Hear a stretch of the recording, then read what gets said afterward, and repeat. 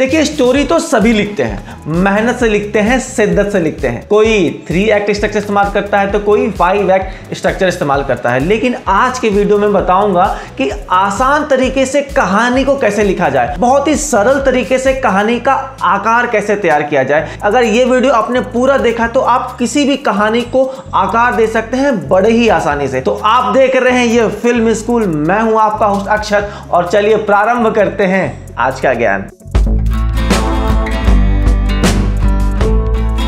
देखिए सबसे पहले तो मैं बीट शीट को डिफाइन कर देता हूं कि बीट शीट है क्या, फिर मैं इसके बाद में बताऊंगा कि इसके क्या क्या फायदे हैं। देखिए क्या है, जब हम किसी कहानी को बुलेट पॉइंट्स में मतलब कि पॉइंट्स में लिख लेते हैं, मतलब कि सिंपल 1-2 लाइन में पूरे कहानी को लिख दो, तो उसे कहते हैं बीट शीट। तो बीट शीट में स्पेशली 2-2 लाइन पर डिफाइन क्या होता है कि कहानी का स्टार्टिंग क्या होने वाला है, मिड पॉइंट क्या होने वाला है, फिल्म एंड क्या होंगे, या फिर इंपॉर्टेंट जो प्लॉट्स है कहानी के वो लिख डालते हैं। तो जनरली बीट शीट 1 या 2 पेज का ही होता है और उसमें वो सारे इंफॉर्मेशन होते हैं जो कि एक कहानी में होने चाहिए। मतलब कि अगर मैं सिर्फ बीट शीट भी पढ़ूंगा ना तो मुझे पूरी कहानी का आइडिया मिल जाएगा। आपने ये फिल्म तो जरूर देखी होगी, तारे जमीन पर। अगर आपने नहीं देखी है तो डेफिनेटली देख लीजिए, क्योंकि फिल्म मेकिंग और राइटिंग के लिहाज से ये बहुत ही अच्छी फिल्म है और काफी कुछ सीखने को मिलता है। तो आज के ट्यूटोरियल में इसी फिल्म के बीट शीट का एग्जांपल देके आपको समझाऊंगा। तो चलिए स्टार्ट करते हैं।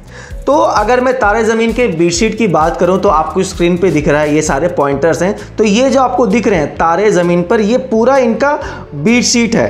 तो आप देख सकते हो कि सिर्फ 1.5 पेज में पूरी बीट शीट खत्म कर दी गई है। अगर मैं सिर्फ ये बीट शीट पढ़ लूँगा ना तो पूरी कहानी का इन्फॉर्मेशन मुझे आ जाएगा। तो हम किसी जब बड़े स्क्रीन प्ले लिखते हैं ना तो स्क्रीन प्ले लिखने से पहले बीट शीट तैयार कर। अब चलिए हम इसको आगे पढ़ते हैं कि तारे ज़मीन पर एक्ट 1 ओपनिंग्स इमेज, मतलब हमारा फिल्म जो स्टार्ट हो रहा है तो स्टार्टिंग सीन क्या होगा। We see a group of children playing and having fun. तो हम इस्टेब्लिश करते हैं कि बहुत सारे बच्चे स्कूल में खेल रहे हैं। फिर हम थीम स्टैब्लिश करते हैं। The theme is introduced when we see a young boy Ishaan struggling with academics and being scolded by his teacher. फिर हम ये स्टैब्लिश करते हैं कि एक यंग बच्चा है ईशान जो पढ़ने में कमज़ोर है, टीचर उसे डांट रहे हैं। फिर तीसरा पॉइंट की बात करें, we see Ishaan's home life and how he feels out of place with his family. His parents are too busy with work to pay attention to him and his brother is constantly outshining him।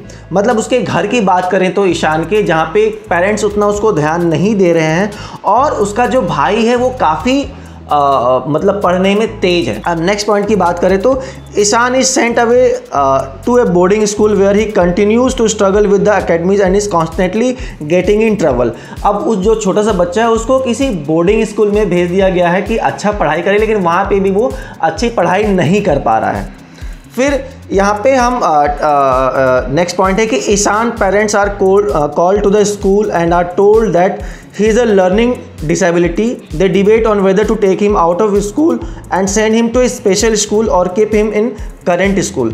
अब यहाँ पे उसके parents को बुलाया गया है school में और टीचर उसे कह रहे हैं कि आपका जो बच्चा है ईशान, उसे कुछ डिसेबिलिटी है, उसे कुछ वर्ड्स पढ़े नहीं जाते हैं, तो क्या मैं इसे किसी और स्कूल में भेज दूँ जहाँ स्पेशल स्कूल में, या फिर इसी स्कूल में रखना। इस पॉइंट को इस्टेब्लिश करना है। तो ये सारे जो मैं बीट शीट बता रहा हूँ ना, तो कहानी लिखने से पहले एक राइटर बीट शीट तैयार करता है, ठीक है। फिर एक्ट 2 की बात करें, B story, Ishaan meets his new teacher Nikumbh who becomes a mentor to him and helps him discover his talent for art. तब यहाँ पे एक्ट 2 में वो एक नए टीचर मतलब आमिर खान से मिलता है एज ए टीचर। अब कहानी आगे बढ़ती, Ishan बिंग्स to excel in art class and his relationship with Nikum grows stronger. They bond over art. Nikum helped Ishan with his studies। हम यहाँ दिखाते हैं कि ईशान जो है वो सब में तो बाकी एकेडमिक पढ़ाई में तो अच्छा नहीं, लेकिन आर्ट में, पेंटिंग में वो काफ़ी अच्छा है और उसकी जो बॉन्डिंग है आमिर खान के साथ यानी कि निकुम के साथ वो काफ़ी अच्छी ग्रो कर रही है। फिर नेक्स्ट पॉइंट है मिड पॉइंट, मतलब इस पॉइंट पे कहानी बीचों बीच पहुंच चुकी है। Ishaan parents visit him at school and are impressed with his art work. They realize that Ishaan is not a lost cow and he has some potential. मतलब अब इस पॉइंट में जो पेरेंट्स हैं वापस से स्कूल विजिट किए हैं तो वो अपने ईशान को देखकर बड़ा खुश होते हैं कि इतना भी बुरा नहीं है, आर्ट में तो ये थोड़ा अच्छा है, पेंटिंग वगैरह अच्छा कर लेता है। फिर आगे फिर है कि कुछ प्रॉब्लम्स आती हैं, bad guys close in, Ishaan's academic struggle continues and he is on the verge of being expelled from school. अब मतलब एकेडमिक में वो अच्छा नहीं कर पा रहा है तो स्कूल से उसको एक्सपेल कर दिया गया। All is lost, Ishaan runs away from the school and his parents are called to find him. They realize that they have been neglecting him, that they need to be more understanding of his struggles। अब जो ईशान है वो school से भाग जाता है इस point में। अब आते हैं एक्ट 3 में। Act 3 dark night of the soul. Ishaan's parents take him home and he feels like a failure. He believes that he will never be good enough. अब जो ईशान के फादर हैं वो ईशान को वापस घर ले आते हैं और उनको ऐसा लगता है कि अब ईशान के लाइफ में कुछ नहीं हो सकता है। यहाँ तक कि बोर्डिंग स्कूल से भी वो बच्चा भाग गया, अब इसके लाइफ में कुछ हो ही नहीं सकता। Next point, break into 3। Nikumbh comes to Ishaan's home and helps him see that he is not a failure and that he has a gift of art. अब वापस से आमिर खान के घर आते हैं ईशान के पेरेंट्स से मिलने के लिए और उसको समझाते हैं कि ईशान को एक स्पेशल गिफ्ट है आर्ट का, वो बहुत ही अच्छी पेंटिंग करता है। यहाँ पे उसको वो समझाता है। और final, Ishaan parents enroll him in a new school where he continue to excel in art and receive the help he needs with his academics. अब आमिर खान के कहने पे, यानी कि नए टीचर के कहने पे, उसके पेरेंट्स ने ईशान को एक स्पेशल स्कूल में एडमिशन करा दिया, एक आर्ट स्कूल में एडमिशन करा दिया जहाँ पे आर्ट एंड कल्चर के बारे में पढ़ाई की जाती है और साथ में आमिर खान उसे एकेडमिक नॉलेज भी दे रहे हो। और फाइनल, अब कहानी एंड होने वाली है।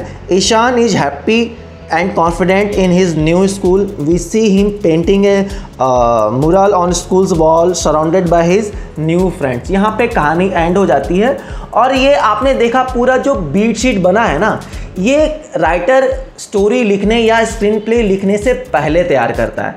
ये उसने पॉइंट्स में पूरी कहानी लिख ली। अब राइटर क्या बोला कि भाई एक बार बीट शीट तैयार हो गया ना तो राइटर के लिए कहानी लिखना बहुत ही आसान हो जाता है, क्योंकि इसी पॉइंट्स को वो अब सीन में कन्वर्ट करेगा या फिर डायलॉग में कन्वर्ट करेगा, लेकिन एक पूरी कहानी तो सामने आ जाती है। ठीक है, अब ये जो पॉइंटर्स है सिंपली इसको एक सीन बनाया, भाई शायद सीन वर्क नहीं किया तो दूसरा सीन बनाएगा, जो दूसरा सीन वर्क नहीं किया तो तीसरा सीन बनाएगा। लेकिन सीन का मुद्दा, मतलब होता है ना कि सीन का कुछ मुद्दा होना चाहिए कि हम ये सीन क्यों बना रहे हैं। तो चाहे ईशान को इस्टेब्लिश करने के लिए कि ईशान पढ़ने में नहीं आ रहा है, उसे पढ़ा नहीं जा रहा है, तो उसको इस्टेब्लिश करने के लिए हम कितने तरह के सीन बना सकते हैं। तो इसी बीट शीट के पॉइंटर्स को मतलब एक सेंट्रल रख करके हम सीन बनाते हैं। अब हम अलग अलग तरीके से सीन बना सकते हैं, क्रिएटिव सीन बना सकते हैं एज ए राइटर। तो लेकिन जो मेन पॉइंट है वो बीट शीट ही होता है। मतलब आप समझिए कि बीट शीट का कितना ज़्यादा इंपॉर्टेंस होता है। एक बात मैं आपको और बता दूं कि अगर एज ए राइटर और एज ए डायरेक्टर आप जब किसी स्टोरी को पिच करते हैं किसी प्रोड्यूसर्स को या फिर OTT पे, जैसे कि नेटफ्लिक्स हो गया, अमेजॉन हो गया, हॉटस्टार हो गया, तो सामने वाले आपसे बीट शीट मांगते हैं, तो आप समझ सकते हैं कि बीट शीट कितना ज़्यादा इंपॉर्टेंस रखता है। तो आपको घबराने वाली बात नहीं, मैंने आपके लिए 5 फिल्म का डिटेल बीट शीट तैयार किया है, जिसमें है 3 इडियट्स है, मुन्ना भाई MBBS है, अंधाधुन है, मिर्जापुर है और बाहुबली है। अरे 5 फिल्म का डिटेल बीट शीट आप डिस्क्रिप्शन बॉक्स में जाके डाउनलोड कर सकते हैं। और यहाँ पे मेरे वीडियो का होता है पूर्ण विराम। आई एम श्योर कि आपको इस वीडियो में बहुत कुछ अच्छा सीखने को मिला होगा और मिलते हैं नेक्स्ट किसी अच्छे वीडियो में। Till then bye, take care.